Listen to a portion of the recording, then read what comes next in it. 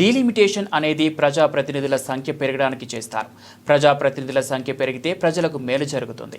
ఆ ప్రక్రియను మేము స్వాగతిస్తున్నాం. కానీ జనాభా లెక్కల ఆధారంగా డీలిమిటేషన్ చేయడం సరికాదు. కేంద్ర ప్రభుత్వాల ఆదేశాల మేరకు దక్షిణాది రాష్ట్రాలు ఫ్యామిలీ ప్లానింగ్ ప్రక్రియను కట్టుదిట్టంగా పాటించాయి. ఈ నేపథ్యంలో జనాభా లెక్కల ఆధారంగా డీలిమిటేషన్ చేస్తే దక్షిణాది రాష్ట్రాలకు న్యాయం జరుగుతుందన్నారు BRS working president KTR. Delimitation issue is hanging around. The delimitation issue is looming large. One of the most important things for us to understand, Maria ji, and for all of us to also probably understand the perspective of a South Indian, so to speak. What is happening in India right now? See, why are we talking about delimitation? Delimitation इसलिए किया जाता है as per constitution ताकि representation बढ़े, ताकि जनता की जितने भी मसाइल है, जितने भी समस्याएं हैं, उनका कोई हल निकाला जाए, उनका कोई परिष्कार निकाला जाए, ताकि अल्टीमेटली डेमोक्रेसी ढंग से फंक्शन करे. पर हो क्या रहा है? 1971 तक हर 10 साल में सेंसस होता था, 10 साल के बाद डिलिमिटेशन होता था. जब इंडिया को आज़ादी मिली, हिंदुस्तान को आज़ादी मिली, I think initially we started with about 430 odd parliament seats. बाद में वो संख्या बढ़ी, 470 प्लस हुआ 61 में. अल्टीमेटली 71 में 543 नंबर पे हम लोग आ पहुंचे. तो 543 को फ्रीज किया गया 71 में. 543 लोकसभा सीट जो है उसको फ्रीज किया गया और गवर्नमेंट ऑफ इंडिया ने ये माना कि पॉपुलेशन ग्रोथ अगर एक्सप्लोसिव ऐसे ही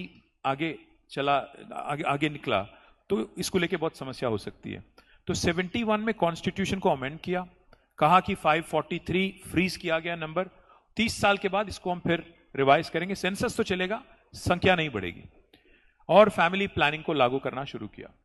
फैमिली प्लानिंग जब लागू किया भारत सरकार ने, family planning association of India बनाया, हुआ ये कि साउथ इंडिया में फैमिली प्लानिंग को ढंग से अमल किया गया. इस वजह से 1948 में जब सदर्न पॉपुलेशन थी 26%, आज वो घट के 19% पे आ गया. पर नॉर्थ इंडिया में कई ज्यादा राज्यों में फैमिली प्लानिंग ढंग से नहीं हुआ. जैसे Uttar Pradesh as an example.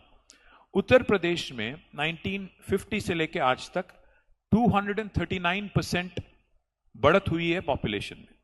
But Kerala में पॉपुलेशन इंक्रीज हुई है 69%.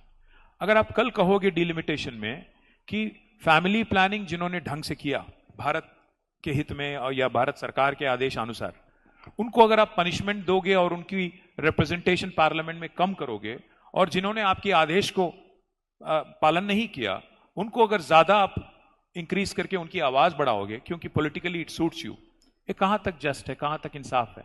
हमारी सवाल यही है कि अगर आप संख्या बढ़ाओगे, जरूर बढ़ाइए क्योंकि रिप्रेजेंटेटिव डेमोक्रेसी है, बढ़ाना चाहिए क्योंकि आबादी बढ़ी है. पर अगर आप लॉपसाइडेड करोगे, this will not just be imbalance, this is federal inequity, this will disturb our federal structure, this will question the very basis for the foundation of our federal structure as enshrined in the constitution, and this is a very, very serious issue. That's our concern.